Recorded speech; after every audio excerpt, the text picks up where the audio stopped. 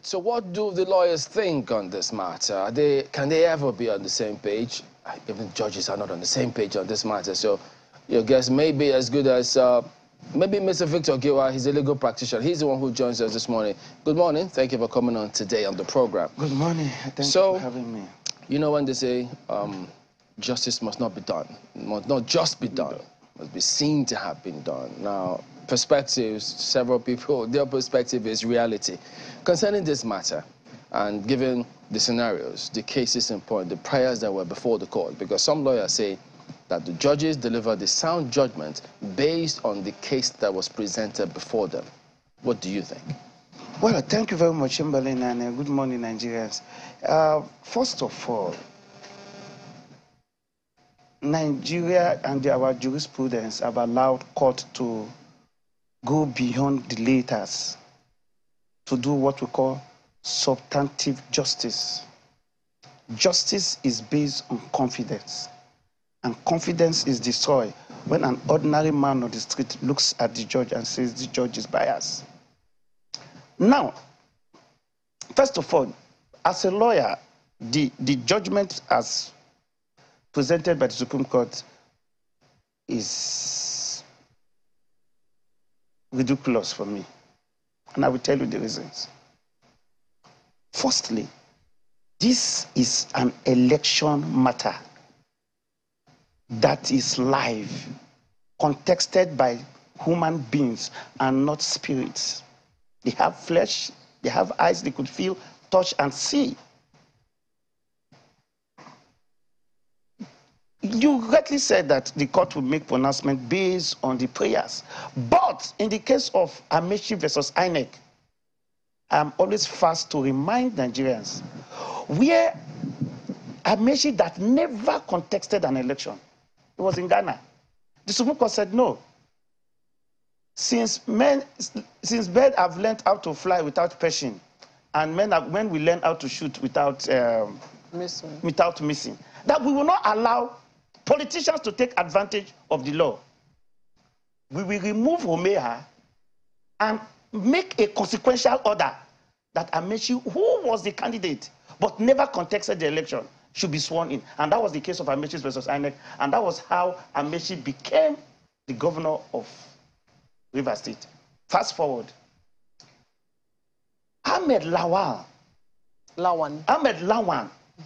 When the Federal High Court gave its judgment on the 8th of September 2022 in Damaturu, where the Federal High Court pronounced and said that his candidacy was illegal and that the primaries conducted on the 28th of May 2022 was a valid primary, Ahmed Lawan came up and said, I give everything, I hand everything over to God, because he knew and understood that that is the position of the law, that he never contested that primaries in the first place. How come the Supreme Court will now announce that Ahmed Lawan is the candidate for the APC? Now, we must be careful about two things. We have seen what I will call a Supreme Court appointed governor. We are now seeing a Supreme Court appointed or nominated senator. Appointed? Yes. And I will tell you why. He has not yet gone for the elections. Candidate. Yes, that's what I'm saying. He's a candidate. That's what I'm saying. A Supreme Court appointed candidate. I said we saw a governor. Now we are seeing a Supreme Court appointed. Why do you use the word candidate. Appointed? Good, I will tell you. Section 29, subsection 1 of the Electoral Act says that no candidate shall emerge except from a valid primaries. The Federal High Court have said that the only valid primaries conducted by APC for the Yobe North Senatorial District was that conducted on the 28th of May, in which Bashir Masino emerged. So how can but Lawan be a candidate? So concerning that case, so what about those who then argue that, well, Mr. Machina was within his rights to have gone to challenge, trying to establish a case of fraud and try to reclaim his mandate as he tried to do, but that they don't argue that he should have brought that up based on originating summons, not a writ of summons. Yeah, as a writ of summons, not originating Yeah, writ of summons, not originating summons. So when they argue with that and saying the judges were right to have followed that trajectory, you say it's wrong. Okay, I will tell you, I'm not saying it was wrong. And that's why I made recourse to the case of the Supreme Court in Amechi versus INEC. The reason is this: you cannot subject the mandate of the people on technicalities. Yes. Because what you are saying, we are presenting facts that A and B are having issues that has to do with elections. People were voted who will be representing certain parts of this country. Yobe North Senatorial District. You cannot subject that to the technicalities of, do you know what writ of summons is and originating summons? Nigerians want to know who am I. Nigerians want to know who is their candidate. So that's what I'm saying. You cannot subject that to technicalities of writ of summons and originating. However, the Supreme Court itself has said, in the case of Falobi versus Falobi, that they have gone away from the time of technicalities. So perhaps it is substantive justice that must be done. Perhaps that is a technicality to you, but there are those who also say that this is not exactly the fault of the Supreme Court. It doesn't give what was not asked for, and it all depends again on how the matter was presented before it and how the case before it was framed. There are those who say instead we should blame the political party. The All Progressives Congress is the one that bears responsibility for this, because part of the argument, it would seem, that was presented before the Supreme Court was in whose exclusive preserve does it lie for a candidate to be presented. APC was the one who argued that Ahmed Lawan was their rightful candidate, not Mr. Manchina, as was previously thought. So if that is the situation, can one really blame, because it would seem that the Supreme Court had to, go through a number of issues and decided that at the end of the day, it is the exclusive preserve of political parties to present their candidates. Amok, a very good and brilliant point you have just made. But the 2022 Electoral Act have changed that narrative.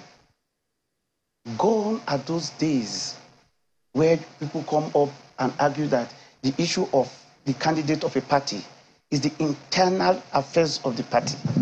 And that was what led to the case of Amechi versus INEC. And I will give you a little background. The then political party, PDP, wanted Omeya to be the candidate. And they were having issues with Amechi. And even when Amechi emerged as the valid candidate from that primaries, they substituted him with Omeya. And that was why the Supreme Court was angry and said, okay, when I ask you to go back, 2 of them will not contest. I will now declare the person who won the election, talking about substantive justice. Now, who won the primary? Who won the primary? Yeah. So the point you are making is that one would have gone with that position if we were operating under the Electoral Act 2010.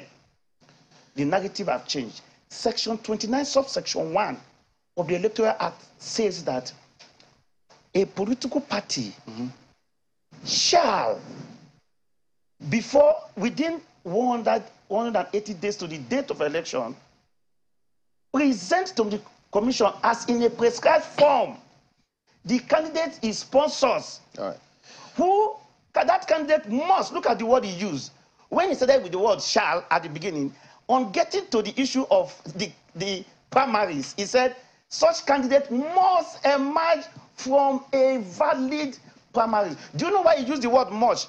Because he didn't want to subject the word shall, whether you should go to court to interpret. He said must. So, why it is the party duty to submit the name of a candidate, that candidate must have emerged from a valid primary. What is the difference between this case and that of Akpabio and Depudom? Good question. It is almost the same. Almost is a key word there. Almost the same. Now, the reason why I use the word almost is because I have not looked at the judgment of that of Akpabio. Because in this particular case, there was something that that's why I said almost. The Supreme Court did not nullify if you remember, they were talking about two primaries. One that was conducted 28th of May, and the other one on the 6th of June. The Federal High Court have said the only valid primary is the one conducted on the 28th of May. So the Federal High Court has invalidated the primary conducted on the 6th of June. The 9th of June. On the 9th of June. So if that is the position, the Supreme Court did not say, oh, no, the real primary is the one conducted on the 6th of June. All right. So as it is right now, the only valid primary is that, as pronounced by the court, that conducted on the 28th of May. And if that is the case, the person who emerged 286 votes amongst the 300 votes cast was Bashir. So that is the candidate for the party. And so the Supreme Court just based its decision on writ of summon, originating summon. That does not make any sense to the people who voted at the Yobe North Senatorial primaries. All right. Let's allow our colleagues bring in your learned colleague who is also in Lagos. Go ahead, please. Well, thank you, Chamberlain. Well, Dr. Monday Ubani joins us this morning as well to weigh in on this. He's chairman of NBA Spittle. Thank you for joining us this morning. Ayo, thank you for having me. Let's just continue the conversation from where we stopped. That example that Chamberlain cited of the Akpabio case that Mr. Giwa was speaking to. What's your take on that one? Yeah, I always take time to go through these cases myself before commenting. And most time I reach out to the lawyers who handle these cases in order to be sure that I'm sure of what I want to say. I took time to study Akpabio's case. The only one I have not, apart from the report of journalists, is that one of Lawan. But we have read what happened. In Akpabio's case, there are clearly distinctions there. One, the primary election that took place in Akwa Ibom was alleged to have, been held on the 27th of May, different from 28th of May. That was the day that IAPC announced their primary election for both Senatorial and House of Reps. It's very important. DIG retired Udom alleged that he held his own election on 27th. So that again has really, probably set a setback. Secondly, he now alleged that it was the state ESCO that conducted his election. You and I know that with electoral authorities, it is the National Working Committee of every political party that actually organized primary election, not state ESCO. In his own case, the state ESCO that he alleged that conducted his election was even declared illegal by the court. Then thirdly, he brought his pre-election matter 14 days after the deadline as enacted by the Constitution, say it must be within 14 days. And finally, he went to court asking that INEC should recognize him as a proper candidate of APC without joining Akpabio, whose interest is adverse to his. Proper party must be joined. So there are many things that makes Akpabio's case different from that of Lawan. But speaking to this... But I tell you this. Go ahead. What Lawan's case has established, further is the tyranny of political party is still very alive. The issue of the lawyer you are going to use to commence your election petition is critical. If he does not understand the technicalities of election petition, he runs into problem because the court will never give you what you do not ask. It's based upon the facts of your case, your averment, and your reliefs. They will never come and amend your suit. So if you make a technical error, which is what most of the electoral matters is purely technical, it's a bit technical. And so you must have, maybe you have to amend our laws now. From now going forward on the issue of election, that look, issue of commencement, can we agree that we do not want to now bring so much technicality into it, which is what India did with public interest cases. In India today, you can write ordinary letter to the Supreme Court or to any of the courts, on public interest matter, and your matter will be heard. So the mode of commencement of electoral matters, are we going to be bogged down with is he originating summons or writ of summons and all that? So maybe the lawmakers are listening. The judges are also listening because this case, Nigerians are not smiling. A lot of things have been written against the judiciary. So we need to take time in order to really say, are we getting it right? Even with all the new acts we have enacted. Now, it sounds to me that you're saying that there is a gap that was taken advantage of. Yes. Now, but then looking at the background to this case that everyone is talking about now, it would seem like at some point things seemed to have been going in a particular direction before the party went and took its decision. Now, you spoke to the tyranny of the political party. That's right. Now, what does that really mean, and what does it imply for anyone in these political parties? Now, I asked that question against the background of something that Mr. Mike Egene, a former resident electoral commissioner of INEC, said. He said, and I quote, "I'm tired of warning repeatedly of the danger of the judiciary not showing courage to curb arbitrariness of party leaders on matters of party primaries. I'm sick and tired," he said. "I have nothing more to say." Then he asked a question. Is our judiciary still the last hope of the common party members denied victory by party leaders? So that instrument of party platform, as strong as it is, how delicate is it for anyone who is playing within that party? The political party has the final say on issue of primary election. That has been the decision of the court. In fact, the court runs away whenever there is conflict as to which of the primary election is proper or valid. The court says the political party has the final say. The court do not even want to entertain any, because it considers it as a political issue. So you go and decide who is your candidate. So whenever there is conflict, you know, there was election allegedly that took place on 28th, and there was another election on 9th of June. Now, which one is the political party supporting? The political party says we are not aware of the 28th because we didn't have our national working committee member conduct that election of 28th. But we are aware of the one of 9th. You see the tyranny of political party. And the courts most times have always agreed with the political party. It is your personal decision. It is whatever you want to decide. If you like, you bring an armed robber. It is your personal. We don't want to get involved. Is that irrespective? Now, but it's minority judgment. Let me correct it now. On that one, just a quick one. On that one, is that decision of the court irrespective of whether or not that election is monitored by INEC? Now, again, the issue of the validity of INEC report, it does not have any magic wand from what is operating now, from what is happening with decisions.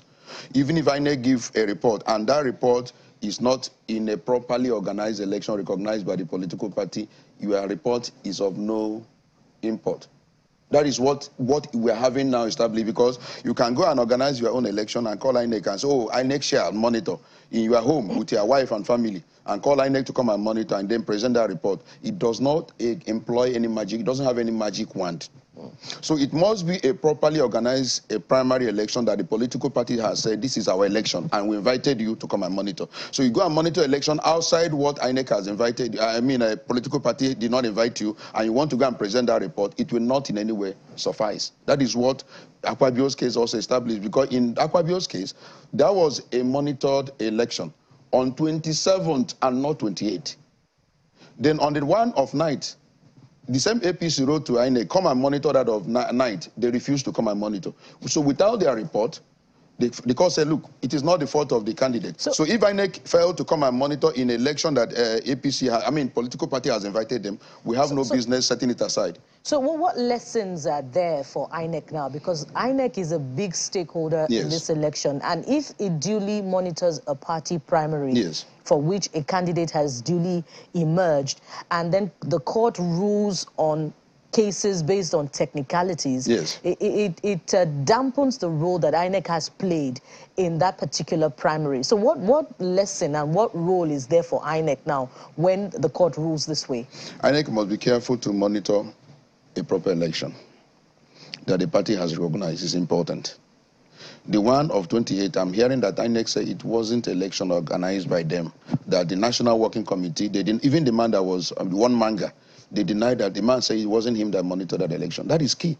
Then the one of 9th, APC said that's our political party election, primary election, in which our candidate, emerged. Now the question is, was there any real election? That is another thing we want to find out. Was there any election on the 9th of June?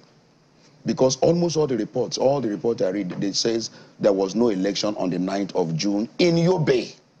So how come now that we're having two elections, 28th and 9th, and now the court now is saying from that majority decision that maybe the one of 9th now suffices?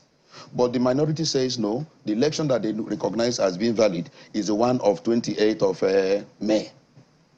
Are you following me? But most importantly, can we deal with technicality, issue of mode of commencement of election petition? And that's where I'm headed. Yes. Machina filed his case at the appeal court. Yes. He filed a case of fraud with the... No, at the lower court now, at the tribunal. At the lower court. Yes. How come the appeal court failed to see that lapse? Yeah.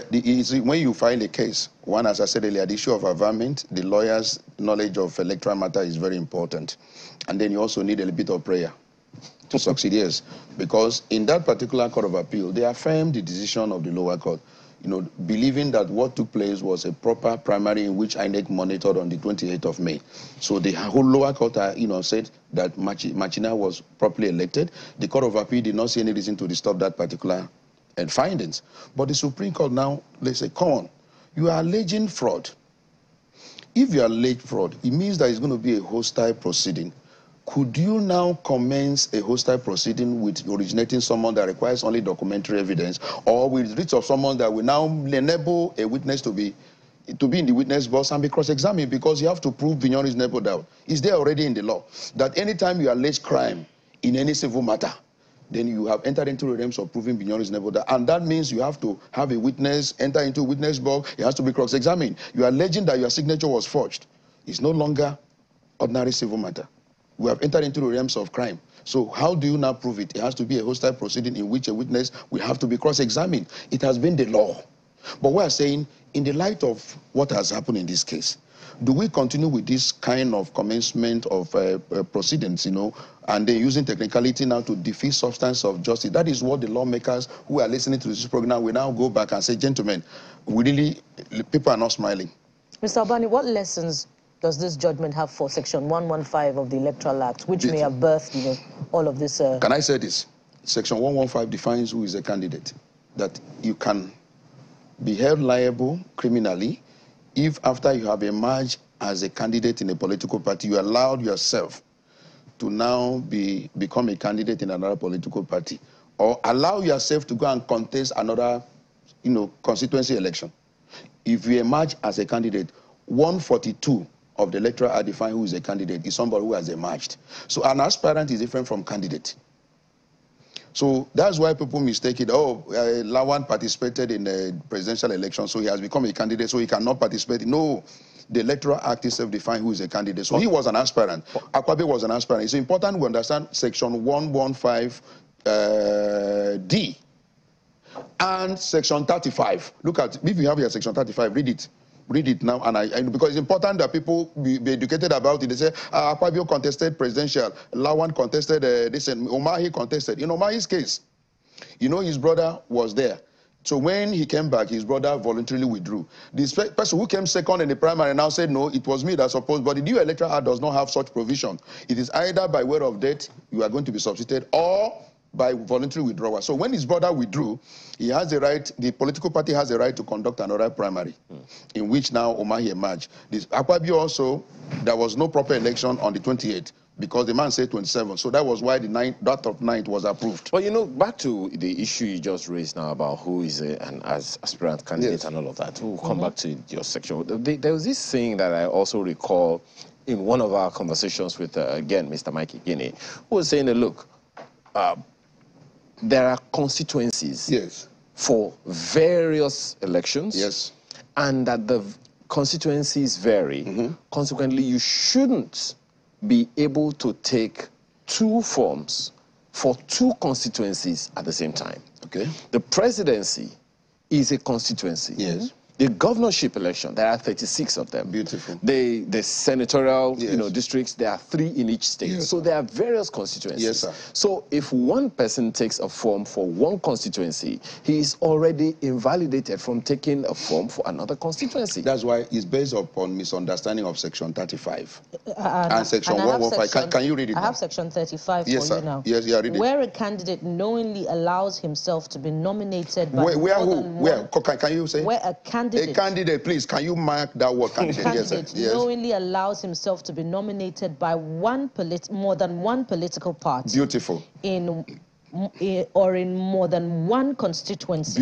His nomination shall be void. But Mr. Now Bani, go to Section 142, where it defines. We'll get to Section 142, but in this case, it's saying more than one political party. That's what I'm saying. But what we have here is one political party, more than one. No, it's one political party, but in 2 constituencies now, Senate, presidential, and they now came to, but 142 now define who a candidate is. If you go to 142, you define who is a candidate. So when you are an aspirant, you can, from this, unless we correct it later, you can collect as many forms as possible based upon this particular definition of who a candidate is. But when you emerge as a candidate, then it will be wrong for you now to go and pick another form. Then why do lawyers disagree on Section 115? They should not, because it's a question of interpretation. Because Mr. Guinea is a lawyer as well. He is a lawyer, but the point is that the court, he didn't advert his mind to definition of who a candidate is. I'm telling you on national television, lawyers who know this, even INEC knows it. INEC have even interpreted it, that you only become a candidate when you emerge in a political party contest. Just like Tinubu now is a candidate of APC, Peter Obi is a candidate of Labour. But before the emergence, you are only an aspirant. And so that's the distinction. So you can contest for presidential, is there. Maybe we need to correct it that on no account should anyone in our subsequent amendment. Are you following me? That whenever you pick the form, you are now a candidate, and not when you emerge. That's the mistake. The lawyers, the lawmakers know what they did, because they know that they will participate. That's why they allowed it. I'm just telling you this. Look at the law. It's there. Look at Section 142 that defines who a candidate is. Okay, just before we go back to Abuja, back to the issue of the justice, or what you call substantive justice for common party members in a political party. Now, you said that the position of the political party is supreme, and everybody agrees with that. But isn't there some form of dissension in a way? Because if a party member feels justified to go into a particular process and he goes and he comes out as expected, but then the same political party on which platform he contested that role is taking him to court and are disagreeing with him based on some technicalities. You know, I don't know how this works in a family, that kind of family. You know how the court comes in whenever there is any dispute in political party, and especially on primary. What the court comes in to do is to look at their electoral guideline, look at their constitution, and look at probably the electoral laws, whether they have complied with it. It's only on that ground that the court can come in. If you say you have set your guideline, how to conduct your election, have you complied with it? So if you fail to comply with it, the court comes in and says, look, you have done it wrongly. But when the political parties say they have conducted their primaries and they have done it in accordance with their laws, the court do not come in. And so I say that establishment of tyranny of the political party still persists. They can, in Emeka Atuma and the Honorable Sam Onibu, it's the same, almost the same fact. But because the lawyer who couched that of Onibu was careful, I'm sure he didn't allege crime. You see the difference? It's almost the same fact. Because there was election on 28. There was another one that was allegedly that took place on night. And APC say, yes, we agree with that of night. And then now put name of Emeka Atuma forward. And remove the name of Sam Onibu that won on the 28th. The same Supreme Court said no. The one we recognize is that one of 28, in which INEC monitored, in which the political party had a national working committee that actually conducted it. That is what happened. Maybe in the couching of his own environment, they were careful not to do what Lawan's lawyers have done. I mean, Machina's lawyer, by alleging crime. The moment you allege crime, in any civil case, what the law says is that you have to now prove it beyond reasonable doubt. How do you prove that? Prove that you have to have a witness in the witness box. And how do you commence such a proceeding? Is the writ of someone. That's the major difference I understand in this case. I wonder and we need to talk about it in order to see what we can do to reduce this issue of harshness of this commencement mode that can defeat substantial justice. I wonder if you agree that, the purpose of Section 115 may have been defeated now, because you even, contest what it seeks to correct. Yes. But the seeming perception of what it seeks to correct is politicians, manipulating the process, holding one bed in the hand and going, for another as well. Don't you think that, that purpose may have been defeated and a wrong precedent may have been set ahead of future elections? The lawmakers who started that section were careful, because they know that this will happen. They will, carry forms here and there. So maybe now we have caught them in the act. We go back and say, no, you cannot be an aspirant in 2 or 3 constituencies, or be, jumping from one political party to another. Let's now say that the moment you become an aspirant in one, then you cannot in any way become an aspirant in another court. That is the way to catch them, because they were very careful to insert it, and many people did not see it. It is when it comes to real application, you now read it. Oh, who is a candidate? 142 says, unless you have secured the vote of the political party and emerge, that is when you are defined as a candidate. But when we just saw that candidate, we say, oh, maybe because you become a candidate by being an aspirant. No, they were careful to insert it, and nobody will know unless you go to that section 142 and see how they define who a candidate is. Clearly, these lawmakers, they know. These Nigerian lawmakers, they are. So do lawyers, legal practitioners who interpret those laws that are made. But countless questions on this one. But let's quickly go back to Abuja, guys. All right, yes, indeed. Our concluding moment here, too, with Mr. Victor Ogiwa. Well, yes, you heard your colleague there about some of these matters, so I see you nodding. You disagree. Well, what do you disagree with this time? A lot, with respect. Firstly, I disagree with him with respect to the fact that it is the political party that has the final say about the candidacy. If you look at Section 84, Sub 13, very clear. Of which one? Of the Electoral Act. Okay. Yes, it's very clear.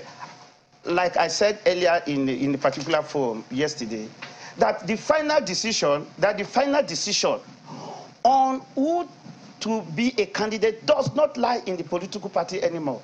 It lies in INEC. Section 84(13) says that any political party that does not comply with the act with respect to the conduct of primaries, that the commission will not allow such candidates to participate in that election. Now, you make reference to the issue of the supremacy of the political party when it regards, when you are looking at the Electoral Act 2010. But the Electoral Act 2022 has come with some very clear provisions, starting from Section 84.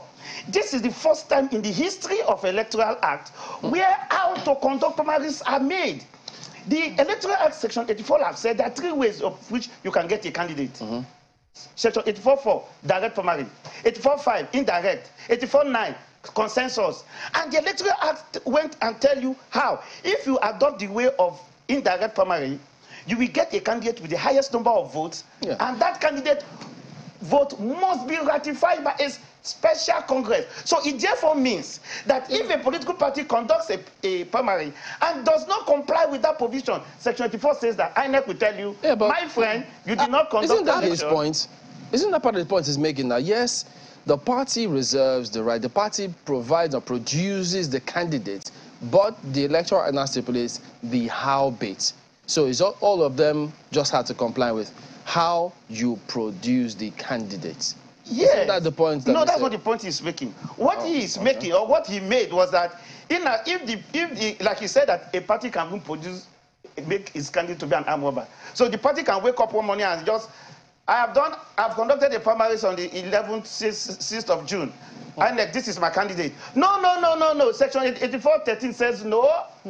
I'm looking at this. Section 84(13). Let me quickly read it out to our viewers. It says, where a political party fails to comply with the provisions of this act in the conduct of its primaries, its candidates for election shall not be included in the election for the particular position in issue.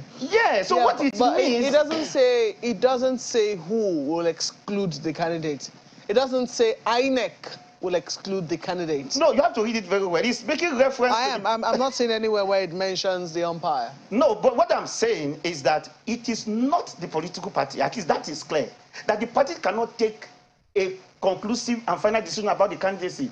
You have to conduct your primaries in compliance with the Electoral Act. Yeah, but I think the question is, who determines where the Electoral Act has not been complied with? Because it is the court. That is exactly. So that's why this matter has gone to court, and the Supreme Court of the land has found that, look, looking at all of the many laws read together, this is the final conclusion that we're reaching. No, the Supreme Court did not talk about the conduct of the primaries. He just went to the issue of how you came to me. The law says conduct, because a candidate must emerge from a valid primaries. So the issue I am saying is that the Supreme Court have not declared whether Lawan is a product of a valid primary. No, you just said that the mode of commencement, oh, you didn't come this spot. That is not the issue. I thought the argument of the APC is that the Machina did not participate in that June primary that the party conducted, the party recognized. And as such, that was why they said, no, this is our candidate, not Machina. Yes, that is what the party was saying. But I am not telling you that the Supreme Court, that particular primaries that the APC said they conducted on the 6th of June, the Federal High Court have said that primaries is an invalid primaries. The Emmanuel Ejim said that it is an illegal contraption. So what I am saying, the Supreme Court have made a valid declaration that no, the proper primaries is the one conducted on the 6th of June. That would have been fine. But the Supreme Court did not make such finding of facts as to the two primaries. The Supreme Court just said, oh no, you were supposed to, you came in through originating someone, you were supposed to have come with writ of someone. How does that tell me which of the primaries? Because I must be a product of primaries, not a product of writ of someone and originating motion. Yeah, but how, I mean, how important, you're a lawyer, how important, because Mr. Obani has made reference to making sure that you have good lawyers. I mean, I'm sure even in your profession there is a reason why some lawyers are deemed very good and some others are deemed just okay. How important is it in terms of how you approach the Supreme Court of the land? My answer to that question will be that why it is important that you have good lawyers to conduct your case.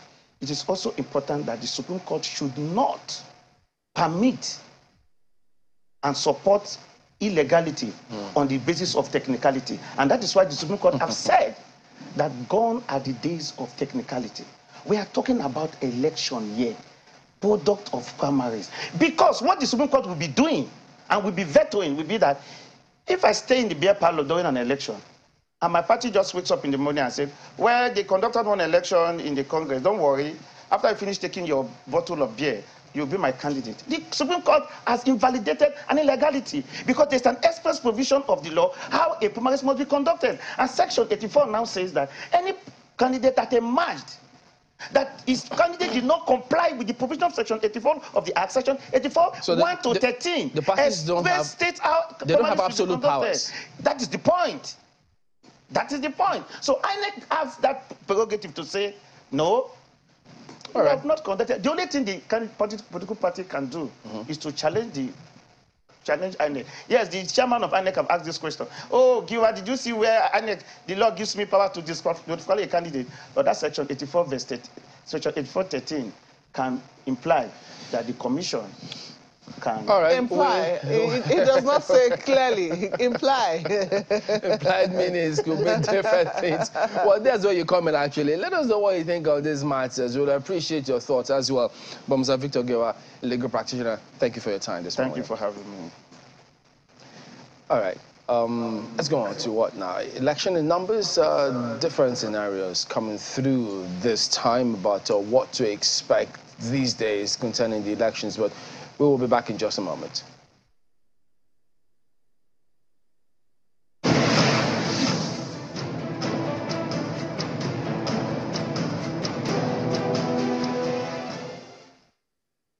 Candidates, governorship candidates. Members of the Forum of Nigerian Political Parties and some of their candidates are gathered here for a news conference to state their position on the recent policy of the Central Bank of Nigeria on cash withdrawal limit and the redesigned Naira notes. And cash withdrawal policy of the Central Bank of Nigeria.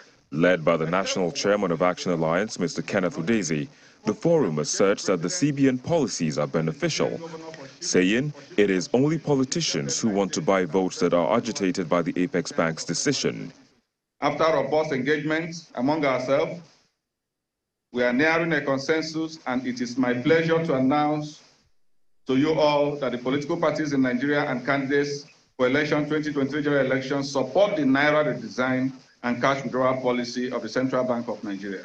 It is only election riggers, vote buyers, bandits, corruption merchants, and other accomplices that are against these policies. This is the best policy that the Buhari administration has brought. It will checkmate kidnapping, paying of ransom, and in all to be checkmate with violence. The group also alleges a plot to instigate violence and cause a shift in the date for the general elections, threatening to boycott the elections if President Buhari and the CBN succumb to pressure from some governors. We have intercepted very credible intelligence of our well-financed plot to instigate violence and causing a shift on the election. We hereby announce our resolution that at least 13 out of the 18 political parties in Nigeria will not be interested in the 2023 election, and indeed we shall withdraw our participation from the electoral process if these currency policies are suspended or cancelled, or if the deadline is further shifted. The recent policy of the CBN regarding the cash withdrawal limit and the deadline for the acceptance of old Naira notes has received serious backlash among members of the ruling party. However, this group is assuring the Apex Bank of giving it the needed support to ensure the policies succeed. Let's get to Lagos. I think Mr. Ban has just got some final clarifications to make on this matter. Ayo Buki. Well, thank you, Chamberlain. Just about 2-3 minutes. Well, Mr. Obani, you wanted to respond to a thing or two. Yes, it's important that my brother Leonard, brother Victor, understand that as long as primary election of political parties are concerned, it is the political party that have the final say. The court can only come in to look at it whether they have complied with their internal rule. You agree with me? If they have complied with the laws, there is nothing any court can do in order, and courts still have the final say. INEC, let them not misinterpret that electoral act. INEC cannot stop any candidate. It is the court that have the final say with any candidate qualification at any point in time. Which is what happened in this case. This is what happened in this case. So the court still has a role to play. The political party has a role to play in determining who is a candidate. It's a primary responsibility of the political parties, and the court has the final say. Especially because it is primaries. Yes, sir. Dr. Monday Ubani, NBA Speedel Chairman, thank you so much for joining us. Thank you for having me, Ayo.